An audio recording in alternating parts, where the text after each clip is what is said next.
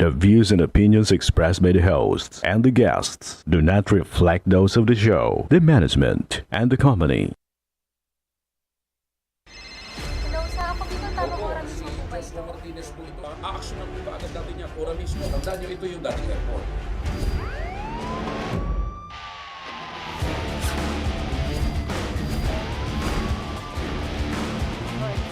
Ano namang kayong dalawa pinagchichismisan yung mga marites kayo, ha?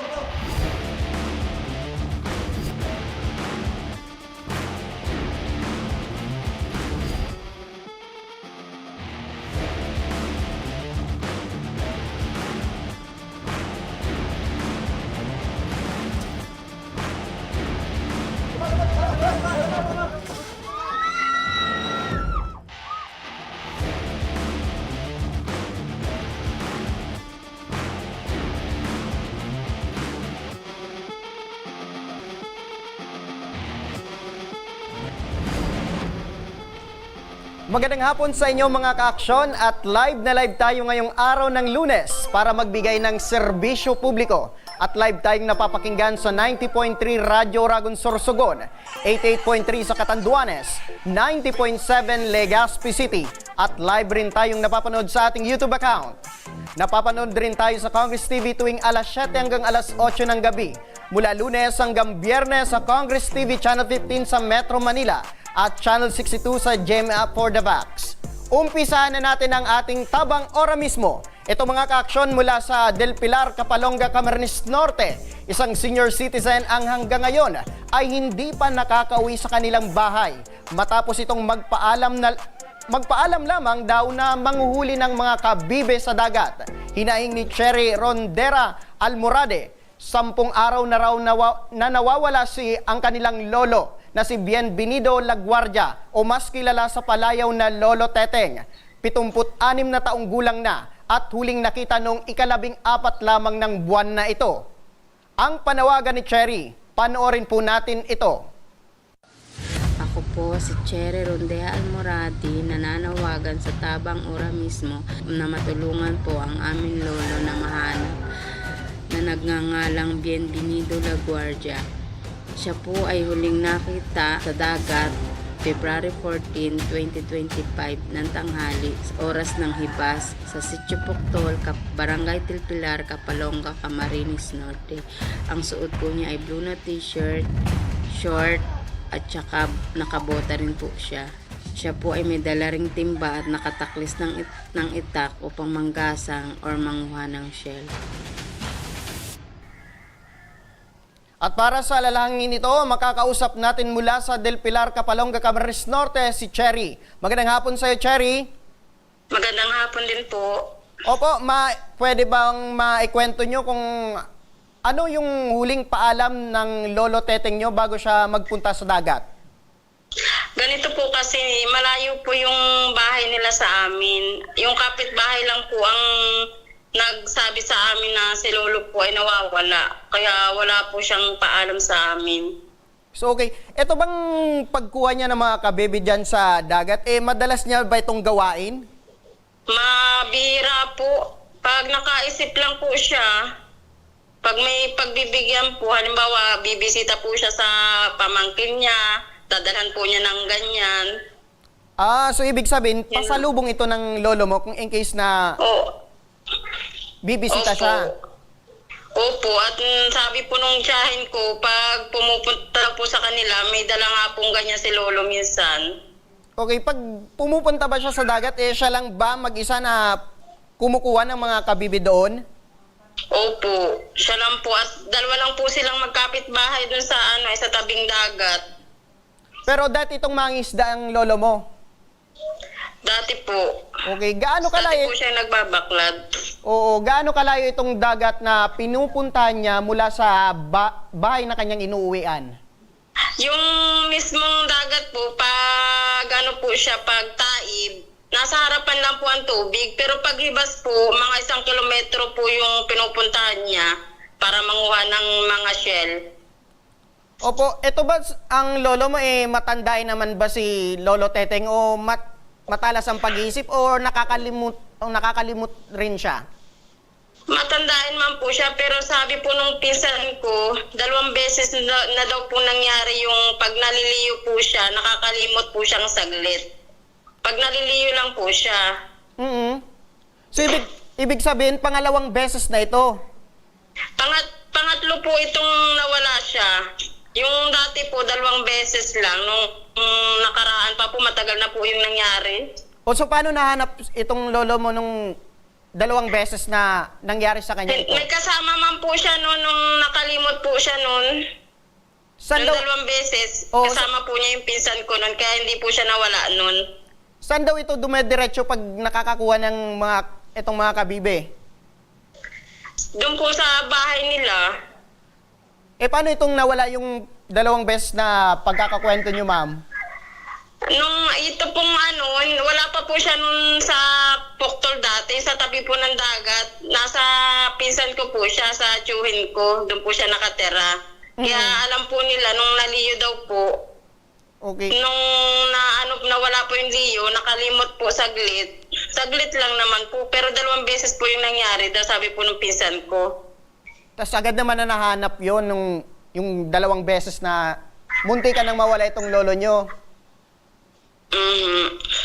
Saglit lang naman po siyang nawala ng Opo. Ito bang itong pangatlong pangyari kay Lolo Teteng na ipagbigay alam nyo rin agad sa barangay o sa otoridad? Opo, dito po sa barangay, nagpa-blatter po ako. Nung Biyernes po siya nawala, Sabado po, nagpa-blatter po ako sa barangay. Tapos nung Lunes po, nireport ko rin po sa Kapalonga Police. Ito bang lolo mo kilala talaga doon sa lugar? Opo. Sa sampung... Pati dito po, Opo. Sa sampung... pati dito po sa amin, lagi rin po siyang kilala po siya dito ng at siya po ay palabati sa mga kakilala. nung mga oras nung may nakakita ba kay Lolo Teteng? Yung kapitbahay po niya, nagpaalam daw po siyang manggagasang. Pinagsabihan daw po nung kapitbahay na wag na pong lumayo, dyan na lang po sa harapan. Si Lolo po ay gusto siguro makarami, kaya naglayo po. Mayroon po kasi doon parang ilog Opo. na may tatawiran, nagtawid po siya doon sa kabila. Opo, maitanong ko ulit ma'am, ano yung huling suot ng lolo mo bago ito mawala? Kulay blue pong t-shirt, tapos naka-short po siya, nakabota, tapos na may taklis po siyang itak, may dala po siyang timba. Okay, naka-blue t-shirt, Opo. tapos nakamaong na Tapos short. naka-shirt po, tapos nakabota po siya. Opo. At sandali lang mama, nasa kabilang linya na rin ng ating telepono, si Kagawad Florante Olila ng Barangay del Pilar, Kapalonga, Camarines Norte. Magandang hapon po sa iyo, Kagawad Florante. Magandang hapon po. Opo, sa 10 araw po na paghahanap, ano po yung ginagawang hakbang ng barangay para makatulong po sa paghahanap kay Lolo Teteng? Yung unang araw po, nung ipagbigay alam ng pamilya sa Sangguniang Barangay po, gabi na yun, ng Sabado, ang aming punong barangay ay pinangunahan yung paghahanap dun po sa karagatan. Yung pong mga taga-Sitio Poctol, naghahanap po sila, paikot dun sa tabing dagat dahil sila po yung mga residente po doon, kasama po si Kapitan at saka yung isa pong tanod. Tapos po yung nung pangalawang araw po, na ipagbigay alam din po sa akin ni Ate Cherry at kinalumisan, kasama ko yung mga tanod, nakipag-coordinate po kami doon sa mga naghahanap na mga kapatiran po ng Iglesia ni Cristo, kasama po si J.R. Rosalinas. Ito yung So, hinanap po iyon dun sa Sitio Poctol po, dun sa paligid ng Sitio Poctol, naghanap kami ng link. Inimbestigahan namin dun si Kuya Liboy Ibesa, yung kapitbahay nung nawawala, at napag-alaman namin na tumawid nga dun sa kabila. Tapos hindi na niya nakitang bumalik. So may dala daw pong timba, tapos nakabota. So ang unang lead po na hinahanap namin doon ay yung dala-dala niyang timba. Kasi kung yun man ay nahulog o nabitawan, ay dapat makikita yung timba niya doon sa paligid.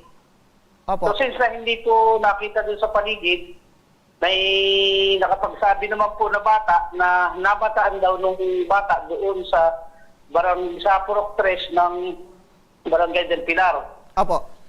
So ibig sabihin, may posibilidad na nakatabi. Kaya ang ginawa po namin doon sa yung pong aming team, kasama po yung ang Sangguniang Barangay, kasama ang tanod, ay kasama pa rin po yung mga kapatiran ng Iglesia ni Cristo, Opo. ay naghanap naman po kami sa kalupaan doon sa paligid nung nasabing namataan yung matanda. So wala rin po kami nakitang bakas doon sa sinasabing namataan yung matanda. So umikot kami dahil baka possible na naulog doon sa mga hukay o doon sa mga kanal. Inikot po namin yun kahit gabi nakasama pa rin po namin yung punong barangay sa katong lungsang ganyan. Yung iba po ay pumunta na sa Mount Cagintian, tapos yung iba naman po ay sa Patong, doon sa may tabing ilog. Wala po kaming bakas na nakita doon sa sinasabing lugar. Tapos meron pong nagpasa ng message kay JR Rosalinas at pinuntahan naman po yung mga kaanak doon sa Barangay Dapdap, Calauan, Quezon, pero hindi po yun ang nasabing si Tatay Ben dahil ang kadahilanan po ay ang edad na nasabi paglabas ng autopsy ng Calauan ay 45 to 55 years old at saka masyado na daw pong bulok kumpara sa nawawalang 6 na araw pa lang. Okay. Tapos yun, hanggang sa kasalukuyan po, ipinagbigay namin alam sa mga karating barangay. Tapos nagpaskil po ang pamilya ng picture ni Tatay Benvenido. Hanggang sa ngayon po ay bulag pa rin sa investigasyon sa paghahanap po kay Tatay Benvenido. Wala pa rin pong makuhang lead kung ano ba ang nangyari. Dahil din nga po sa karagatan, tinitig po ng ng mga taga-Sitio Poctol at saka yung mga samahan ng kapatiran, ay 4 yung nanisi doon. Wala po kami makuhang lead. Dahil doon po sa itinuro na sinabing naandun nga daw at namataan siya doon, ay wala pa rin po. May nakapagsabi po na may nakita nung bahagi ng alauna ng Biyernes, kung sana yun po yung pagkawala. Tinanong po namin doon sa wala naman pong nakita sa CCTV nung oras na yun, ng Biyernes. Opo. Ng panahon ng kanyang pagkawala. So hanggang sa ngayon po, wala pa rin po kaming nakikitang lead. Opo. Yung sa nasabing kay Tatay Benvenido. Opo. So ibig sabihin na sabi niyo po, Kagawad, naipabot na rin itong insidente sa mga kalapit na barangay o isla. Opo. So far, Barangay Binawangan po, Mabini, Villa Belen, ang San Antonio, naipabot po namin yun. San Lorenzo, Salvacion, naipabot na po ang nasabing pagkawala nung Tatay Benvenido. At yun po ay naka-post pa rin po sa Facebook para po sa kung may makakapagturo man nung nawawalang si Tatay Benvenido po. opo. So ibig sabihin, Kagawad, wala pa talagang lead o malabo pa ang impormasyon na regarding po dito sa pagkakawala ni Lolo. Wala po, malabo pa rin po. Opo, dahil dyan, ano po ang maring asahan ng pamilya ni Lolo Teteng mula sa barangay po? Patuloy pa rin po na nangangalap po kami ng impormasyon. Sinasabi ko po doon sa mga naghahanap na paki-update po ang Sangguniang Barangay kung sakaling may maiituro na lead. Kung makikita man lang kung kahit damit, yung bota o yung timba para po magkaroon ng lead kung paano at saan kami magsisimula aling maghanap. Opo. Kasalukuyan po, nagpapakalat na lang po ng impormasyon dahil talaga pong hindi rin po namin nahanap dito sa may bahagi ng karagatan ng Barangay del Pilar hanggang po dito sa may naghanap na rin po yung mga mangisda hanggang dito sa may tinatawag na mag-asawang magbato o mapinghil hanggang Salvacion, pero negative pa rin po at wala pa rin po makitang lead. Opo. Dahil po dyan, maraming salamat po sa inyo, Kagawad Florante Olila ng Barangay del Pilar, Kapalonga, Camarines Norte. Maraming salamat po, Kagawad, sa update. Okay po, maraming salamat din po. At yan mga kaaksyon, nasa kabilang linya rin ng telepono si Police Chief Master Sergeant Andres Ande Esguera, ang Designated Assistant Investigator ng Kapalonga Municipal Police Station. Magandang hapon po, Chief. Magandang hapon po naman sa inyo, sir. Opo, ito bang pangyaring pagkawala ni Lolo Teteng dyan po sa Barangay del Pilar, napaabot na po ba sa inyong istasyon? And kamusta na po ang isinasagawang investigasyon po dito? Yes po, na-report na po yan dito sa amin ng Ma'am Cherry. At ang ginawa po namin yung unang action dyan ay nakipag-ugnayan kami dito sa mga mangingisda dito sa aming bayan, ng Kapalonga. Lalo na po itong mga maliliit na mangingisda at alam namin sila ay laging pumapalaot malapit lang sa baybaying dagat ng Kapalonga. Kami po ay pinakita namin yung picture ni Lolo Titing na kung sakaling makita nila ay makipag-ugnayan agad sila sa amin para naman ma-informahan namin yung pamilya. So, Opo. sa ngayon po, hello po? Opo, sige po, sir. Sa ngayon po, patuloy pa rin ang pakikipag-ugnayan namin sa pamamagitan ng aming mga naka-assign na pulis sa barangay. At sa tuwing magbibisita po kami, ini-inform namin yung aming mga kabarangay na ang nawawalan si Lolo Titing ay hindi pa natatagpuan. Kaya po, kapag lumalabas kami ng police station ay may tala kaming litrato ni Lolo Titing. Opo. Para po ma-informahan namin yung ating mga kababayan dito. Opo. So, naka-online po, naka-on-air po ba tayo, ma'am, sir? Opo. Sir, ano po yung maaring asahan ng pamilya nila Cherry mula sa Kapalonga MPS po, sir? Ma'am? Ano po yung pwedeng asahan ng pamilya nila Cherry mula sa Kapalonga MPS po, sir?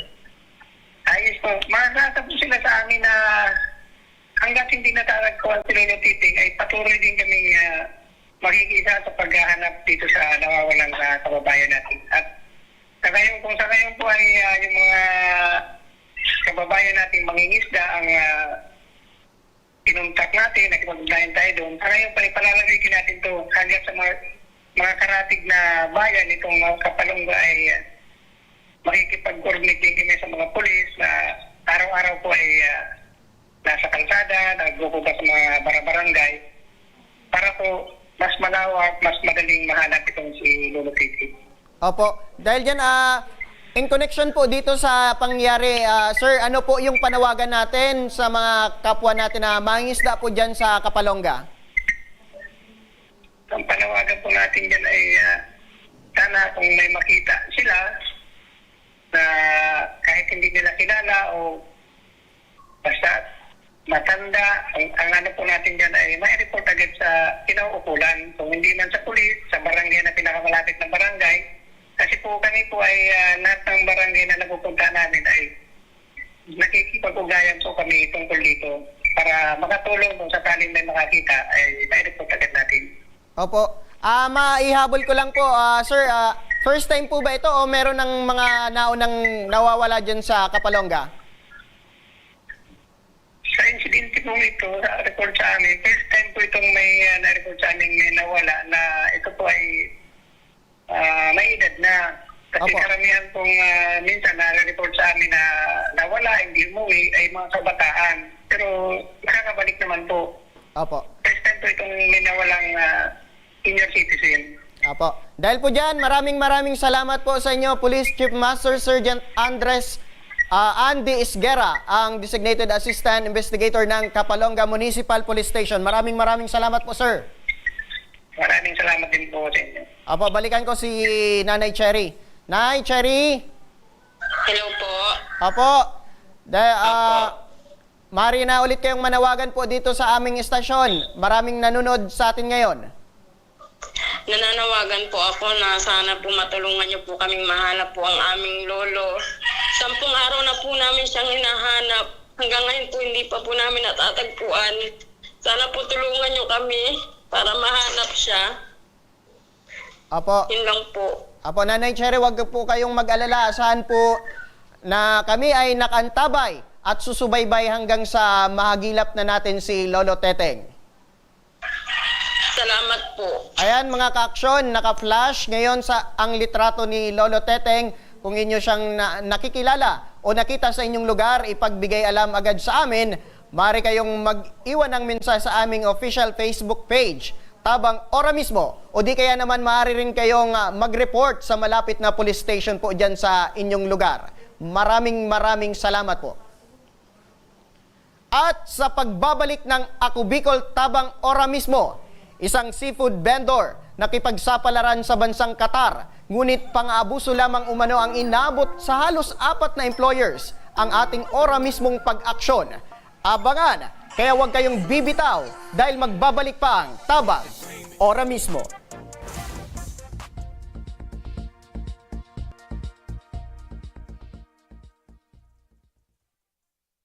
Marahin aldaw sa Indo Gabos. Ang aldaw na ini ay para sa Indo, para sa tuyang mga kababayang Bicolano na nangangaipuhan kan kalinga, asin manlain-lain na medikal na serbisyo.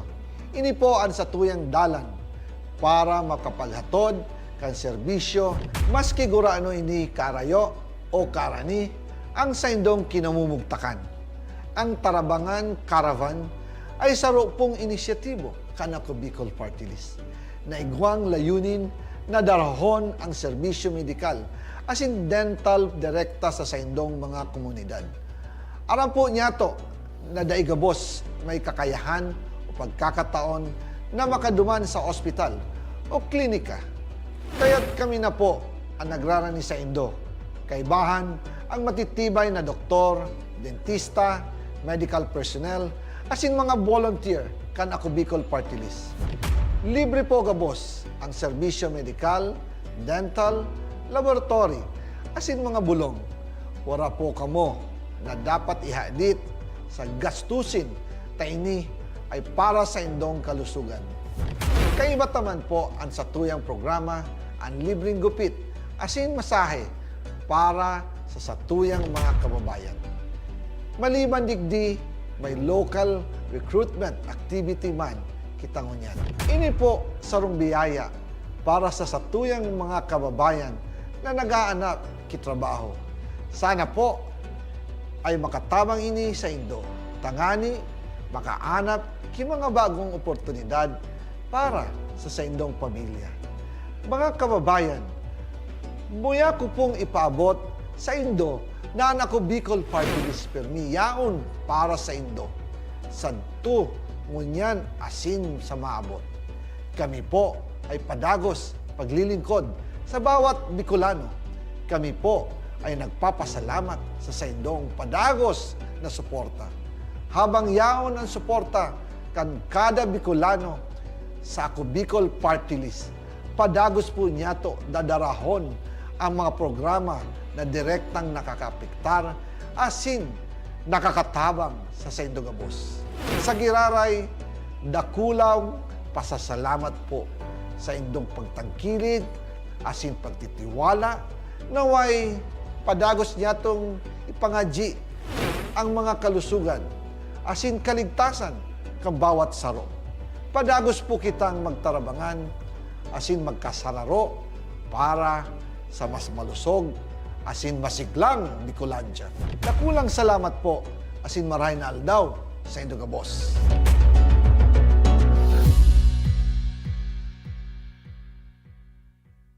Jericho Rosales po, Bicolano.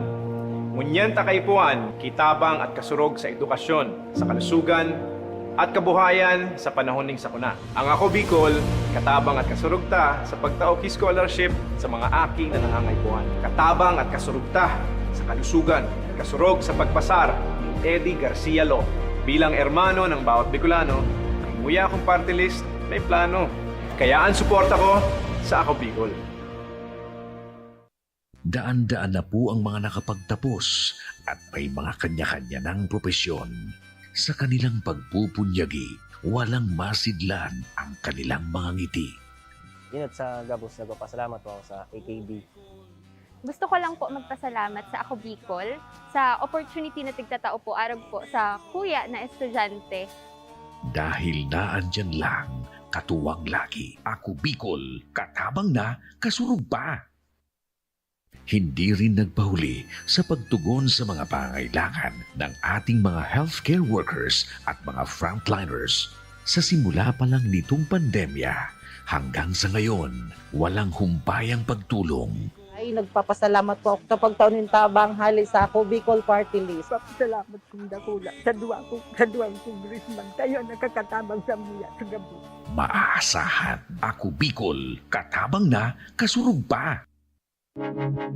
Tucked away in the province of Albay, known for its perfectly shaped Mayon volcano, Misibis Bay Resort, a locally owned 5-hectare private island resort. The resort is ready for all those looking to balance tranquility and adventure. This tropical destination is where guests can either choose to relax under the palm trees or have an adventure under the sun. It features modern and luxurious rooms and villas, recreational facilities, and sophisticated services.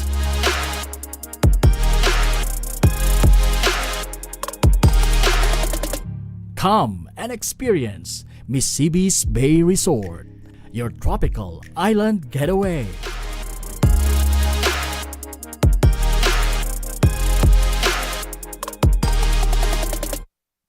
Problema sa tubig, agarang binigyang solusyon. Nagpatayo ng mga solar-powered water supply system sa mga liblib na lugar. Libre, malinis at maaasahang supply ng tubig 24/7. Dakulaon ng pagpapasalamat niya mo dahil may ikamalilinwan habang kami nabubuhay. Dakulaon nining tabang para sa gabos na tao digdi. Salamat po. Para sa ating mga kababayang nasa laylayan, Ako Bicol, katabang na, kasurog pa. Libo-libo na ang mga nabigyan ng tulong medikal. Bata, matanda, kahit sino man, lahat ng mga may karamdaman, may maaasahan. Nagpapasalamat sa Ako Bicol Party List. Hindi po namin makakalimutan ang tulong na dinala ninyo dito sa aming bayan. Maraming salamat po. Dahil iisa lang ang tunay na nagmamalasakit. Ako Bicol, katabang na, kasurog pa. Nagbabalik ang tabang ora mismo. Ito mga kaaksyon, 10 taon ng seafood vendor ang mag-asawa na si Junel Matamorosa at Maria Angelita Orozco. Ngunit dahil magkokoleyo na ang anak, nakipagsapalaran sa ibang bansa si Maria nitong nakaraang buwan ng Oktubre 2024. At sa 4 na buwan pa lamang nitong pagtatrabaho sa Qatar, 4 na rin ang naging employer nito. At pang-abuso lamang daw ang naranasan sa lahat ng naging amo nito. Kaya naman, humingi na ng tulong ang kanyang mister at nais na lang mapauwi ito sa lalong madaling panahon. At kasama natin ngayon si Junel. Magandang hapon sa iyo, Tatay Junel. Magandang hapon naman po, sir. Opo, kailan yung huling pag-usap nyo ni Ma'am? Nung February 11 po. February 11? Ngayon lang po. Ngayon daw nasan siya ngayon? Nasa Qatar po. Nasa agency na daw. Bumalik na daw po siya doon. Opo, sa 4 na buwan, kailan daw yung naisumbong sa'yo yung karanasan niya doon sa Qatar? Yung bago siya umalis dito sa Pilipinas, ang sabi sa akin, nakarating na daw siya doon. Nung pagdating niya doon sa Qatar, ang nangyari po, sir, is nag-cancel daw yung niya doon. Yung una? Yung employer po. Ngayon po, wala na siyang doon, employer. Hinanapan na lang siya pagdating doon ng employer. Mm-hmm. So, nagkaroon po siya ng mga, after 4 days, nagkaroon siya ng employer. Ngayon po, ang nakuha po din siya, tapos, nagtrabaho, nag-start na po siya doon. Ang problema po doon, sir, sa pagtrabaho doon, 4 hours na lang daw yung tulog niya, ang halos. Kumbaga overwork. Nasa 20 hours na yung trabaho niya doon. Mm-hmm. Tapos may time pa, sir, na pagkatapos na ng trabaho niya doon sa amo niya is dinadala pa siya doon sa bahay nung nanay nung amo niya. Pinapatrabaho din doon? Doon din po pinapatrabaho, sir. Mm-mm. Tapos, binabalikan na lang, sir, ng driver, saka ibabalik naman siya doon sa, sa bahay nung amo. Yun yung pangalawa, sir? Opo. Tapos, nagkasakit na din po siya doon, sir, yung unang, Siyempre, yung pangalawa. Opo. sino ba naman na, kumbaga, overwork na yung katawan niya, 4 na oras lang yung pahinga. Tapos 2 pa yung pinagtatrabahuan niya. Opo. Oh. Tapos, na siya sa akin, sir, sabi niya, hindi niya daw kaya kasi, sobra ng trabaho. Oo. Ngayon, ang ginawa ko, sabi ko, baka pwede naman, makapaalam ka na, bumalik ka na lang sa agency. Mm-hmm. Ang sabi ng amo, madadala lang daw yun sa gamot. Di, naginom rin siya ng gamot. Ang problema, bumalik na naman sir yung kasi hindi pa nga siya magaling, dinadala na siya naman doon sa trabaho na naman. Opo, sabi ng agency, madadala lang daw sa gamot yung nararamdaman ng misis mo. Yung amo niya po, tapos nagsumbong din po siya sa agency. Oo, anong sabi ng agency nung oras na yon? Sabi, lang daw yun, back pain daw lang yun daw. Back pain, pero ano yung sabi ng asawa mo? Tapos sabi ng asawa ko, talagang sobrang sakit daw. Yun nga, sir, may na siya, may swero na nga. Tapos siguro nakita din yung amo. Binalik siya doon sa agency. After 1 week naman, sir, hinanapan naman siya ng huling amo. Yun yung pangatlo. Ano naman yung nangyari sa pangatlo, sir? Sim naman doon, sir, yung proseso, overwork naman, tapos napasahuran naman siya. Kaso, nakalipas na sir ng 15 days. Mm-hmm. Tapos sobra talaga sir na na trabaho. Trabaho rin. Sabi niya bibigay na daw yung katawan niya. Mm-hmm. Sabi niya tsatsagaan niya lang daw yun kasi ang hanap niya nga sir trabaho talaga para sa anak niyong magkukuloyo. Ngayon talaga sir, bumigay naman yung katawan niya. Bumalik siya naman doon sa agency. Sa agency. Yan yun ang pang-apat naman. Ito na sir yung mas malala, yung ngayon na pang-apat. Bakit sir mas malala sa doon sa tatlo? Kasi sir, may time to na yung anak nung amo niya, nangyari sir, na tinutukan pa siya ng kutsilyo. 2 beses po yun sir. Yung amo niya sir yung anak po noon yung anak. 10 years old daw yun po sir. Bata pa. Ngayon, isinumbong niya sa nanay niya nung bata. Ang sabi nung nanay, pagpasensya na lang daw kasi bata pa yun. Ang problema sir, pag nagagalit daw yung bata na yun, ang sasabihin, papatayin niya kita. Kasi, kumbaga may pananakot na ginagawa yung bata. Opo. Okay. Kaya yun ang natatakot din siya sir kasi pag ihatid niya na sa school, laging nakaabang na yung panganay na yung anak nung yung amo niya. Po, so grabe talaga sir yung pinagdaanan ng misis mo Opo, sir. Habang kinikwento ng misis mo yung karanasan niya sa 4 na employee, ano yung naramdaman mo sir? Na malayo siya. Nag-aalala din ako sir kasi hindi siya makaalis-alis doon kasi kinuha daw lahat sir ng niya, yung mga niya, papilis niya nung agency kasi kahit bumili daw nga siya sir ng gamot, hindi pwede kasi wala daw siyang ID, din naman palang pwede doon sa abroad. How about naman yung pagkain niya sir? Na nakakakain ba siya sa tamang oras? Nakakakain naman sir, kaso ang problema lang daw doon sir, iba yung ang mga pagkain lang daw, yung mga litos, yun lang sir ang mga kaya niya daw tiyagaan yun sir ang pagkain. Yung trabaho lang sir ang sobra naman sir. Sobra walang talaga. day off, walang 20 hours siya nagtatrabaho. 24 hours every day yan sir. Tapos walang day off pa.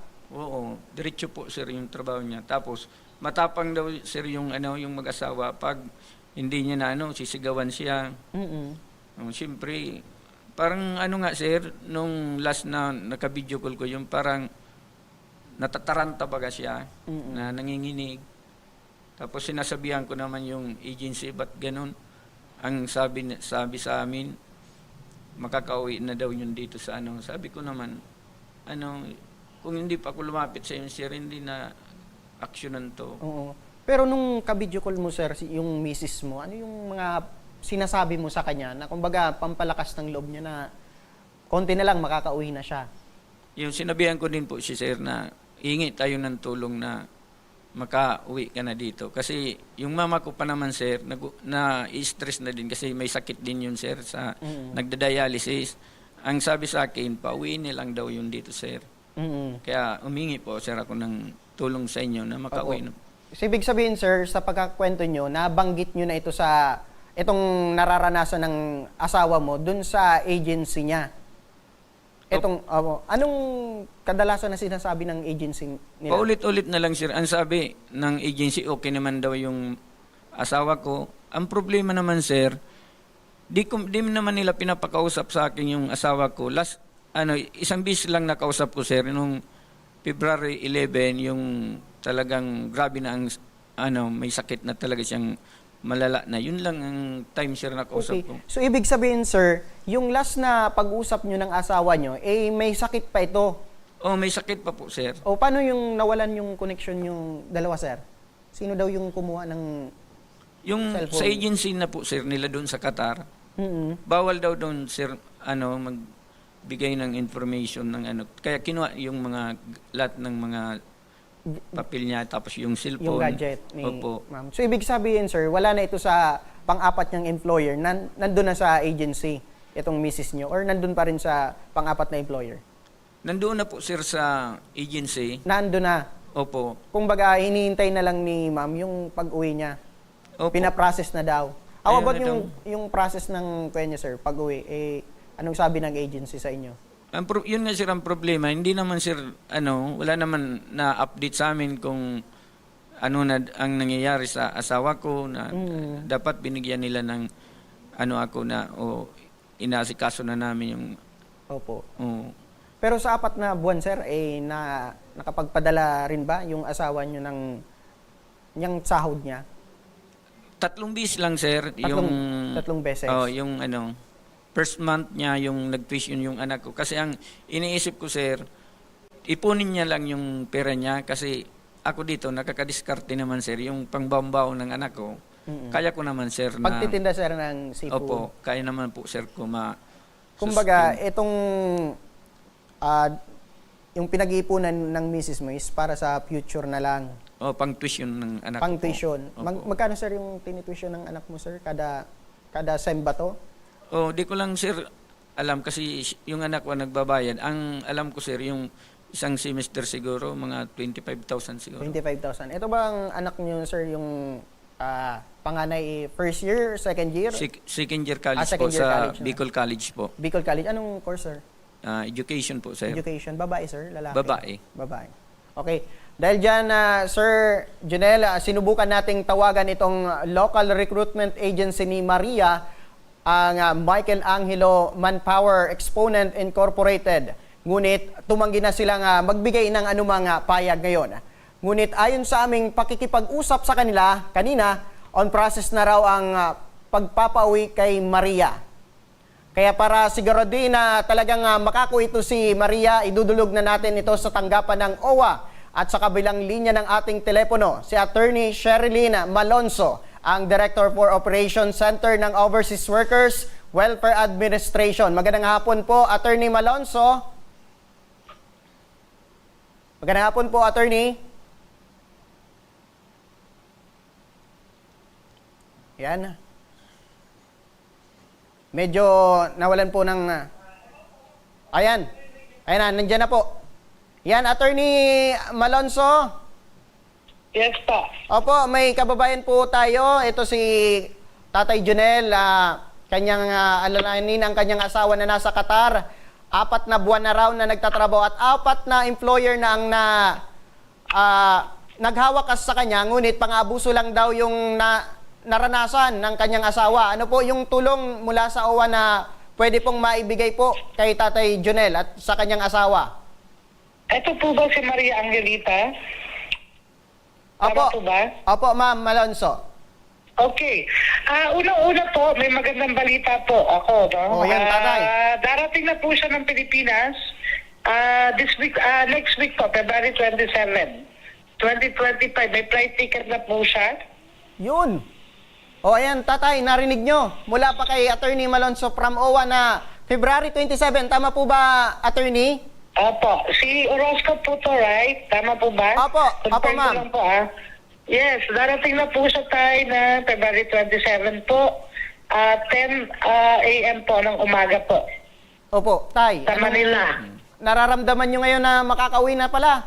Naka-schedule na. Maraming salamat po, madam. At least po, naggumanggan yung dibdib ko po, ma'am. Sa balita po na yan. Oh. Maraming salamat po, madam. Ma'am Alonzo, medyo napapaluha na si tatay. Bakit tatay medyo napapaluha ka na? Kasi sir, mahirap sir, ma-explain kasi yung gusto ko kasi makauwi na rin na inaanap na siya nung anak ko, yung bunso, na may sakit daw si mama niya. Baka daw doon na mamatay, maimin daw. Sabi ng anak ko, di. Tiyagaan ko na lang dito, ma'am, na ako na lang maghanap buhay. Opo, tatay. Dahil dyan, Ma'am Malonzo, meron po bang kapabayaan or naging negligent itong agency? Kasi nakaapat ng employer po itong ang kanyang asawa, ma'am. Okay. Unang-una po, provide po ng ticket ay ang Philippine Recruitment Agency niya po, no? Nagre-report naman po sa amin yung kanyang in fairness po, para pwede po tayo. In fairness naman po sa kanyang Philippine Recruitment Agency. Opo. Sila po yung nag-provide ng information sa amin na meron na pong flight ticket. Ngayon lang po, no? Kasi nga, tinawagan din namin. And then, nagbigay na rin sila ng instructions sa kanilang Foreign Recruitment Agency para po, dali po sa Migrant Workers Office po, bago po mag-flight po, si Maria Angelita na dalhin po sa MWO Qatar. Para po meron pa siya mga unpaid claims, so at least po, no, dumaan po siya sa ating Migrant Workers Office. And then, kung nagpalit-palit naman po na employer, depende po, no, ano po ba yung reason ng pagpapalit-palit? Is it voluntary on the part of our OFW or not? So, yun po muna siguro, ano po ba yung dahilan bakit po siya nagpalit-palit daw po ng employer po? Kung pwede ko po matanong? Dahil daw, ma'am, sa pang-abuso yung una raw, na-cancel. Yung pangalawa, overwork. Pangatlo, overwork din. At pang-apat, opo. Okay. So, kung sa lahat po ng instances naman po ay inaction na naman po ng employer. So, ang presumption ba, inaction na po, no? Kasi po na-pull out siya sa mga different employers siya. Ngayon, ang pangalawang tanong po, voluntary po ba at alam po ba, nagbigay po ba ng consent ang ating OFW to be transferred to a different employer po? Kasi may mga OFW po tayo, halimbawa, kung hindi po naging maayos yung condition nila sa isang employer, and then magpapa-pull out po sila. And then, there are times sa may mga OFW tayo na sila mismo yung nagre-request po, no, na ituloy pa rin ang kanilang employment dahil nga po karamihan sa ating OFWs po ay breadwinner. So, ito po, ano po ba yung, basta maliwanag po yung consent at hanggat maaari nga po, no, dapat po idaan po. Actually, dapat idaan po sa MWO. Para i-inform din po at yung kumbaga yung consent po is not vitiated or walang pinersa na magbigay ng consent to be transferred to another employer. So sabi nga ni Tatay Junel, meron din daw na consent na gusto talaga niya na malipat na sa ibang employer. Gusto ko lang. May mga ganong instance po kasi. Tapos ngayon, sir, ang gusto mo lang talaga is makauwi na? Makauwi na lang po dito, ma'am. Kasi ayoko na maulit yun, ma'am, na yung tinutukan siya ng kutsilyo. Baka madiretsuhan, matuluyan po, ma'am. Makauwi na lang po siya dito. Opo, wag kang mag-alala, Tatay Junel, dahil nakaset na, meron ng ticket sa February 27. Ma'am, maraming salamat po, Attorney Sherilyn Malonzo. Welcome po. Welcome po. I-PM din po namin si Tatay. Yung para po doon sa flight details po ni Maria Angelita po. Opo, dahil po dyan, maraming salamat po, Attorney Malonzo ng OWA. Welcome po. Opo, Tay. Anong masabi nyo na meron ng pag-asa na uwi na yung asawa mo this coming February 27 at makikipag-ugnayan daw yung OWA para sa flight ticket ng asawa nyo. Ano sir, yung masabi nyo? Unang-unang po, ang masabi ko po, nagpapasalamat po ako sa Panginoon, tapos dito po sa programa na Tabang Ora mismo, tapos sa inyo po lahat sir, ma'am, sa mga staff po na kung hindi po sa inyo, siguro nahirapan po ako kung saan ako pupunta. Di ko po malaman kung anong gagawin ko. Mabuti po, tinulungan niyo po ako. Yung pamilya ko po nagpapasalamat na dito po sa pagtulong niyo po sa akin. Maraming salamat po. Opo, huwag kang mag-alala dahil dyan po ang aming programa ay talagang tumutugon sa mga ganitong sitwasyon, sir. Huwag ka pong mag-alala dahil meron po kaming team na aalalay po sa inyo na talagang para masigurado na makakauwi po itong asawa nyo. Opo, sir. Maraming salamat po, sir. Opo, kung meron kang mensahe sa asawa mo, sir, kung nanonood man siya, ano yun, sir? Unang-una, salamat po dito sa Tabang Ora mismo na natulungan tayo sa problema natin at sana makabalik ka na po dito dahil hinahanap ka na ng mga anak mo, yung pamilya natin, na sana walang mangyari sa iyo. Maraming salamat po, sir. Opo. Ayan sir, maraming salamat din sir sa tiwala na kami po yung hiningan nyo ng tulong. Opo. At yan ang ating mga natunghayan at ora mismong inaksyonan ngayong hapon. At para naman sa mga nais humingi ng tulong sa aming programa, panoorin po natin ito. Sa may mga problemang legal at medikal na nais humingi ng tulong sa ating programa, maaari po kayong magsadya sa aming tanggapan sa ground floor Embarcadero de Legazpi, Victory Village, Legazpi City. Bukas po ang aming tanggapan mula Lunes hanggang Sabado, alas 8 ng umaga hanggang alas 5 ng hapon. Sa mga nasa Metro Manila naman po at kalapit na lugar, maaari po kayong humingi ng tulong sa Action Cost Center sa North Wing ng Batasang Pambansa. Magpunta lamang po kayo tuwing araw ng Lunes alas 8 ng umaga hanggang alauna ng hapon. Para naman sa mga taga Caloocan City, bukas na rin ang ating Action Cost Center sa Barangay 175, Multipurpose Hall, Caloocan City tuwing Miyerkules, mula alas 10 ng umaga hanggang alas 12 ng tanghali mga ka-aksyon. Maaari na rin po kayong magtungo sa Tabang Ora mismo Satellite Office sa Camarines Norte sa Provincial Capitol Building, Barangay 3, Daet, Camarines Norte. At para naman sa mga taga Camarines Sur, maaari na rin kayong dumulog sa Zone 2, Tagungtong, Goa, Camarines Sur.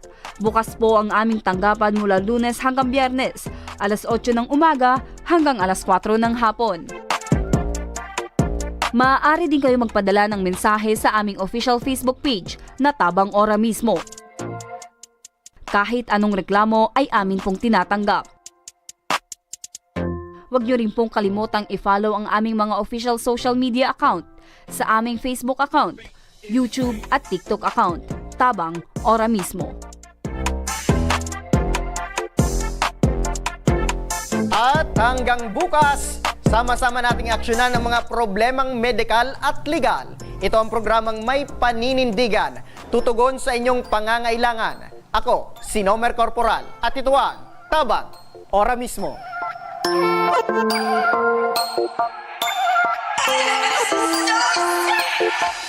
Action ko sa mga nangangailangan, action ko lahat ay dadamayan. Noon at ngayon tayo'y sinamahan, action ko patuloy na magsisilbi. Action ko sa mga nangangailangan, action ko lahat ay dadamayan. Noon at ngayon tayo'y sinamahan, action ko patuloy na magsisilbi. Isang masipag na pilantropo sa hirap at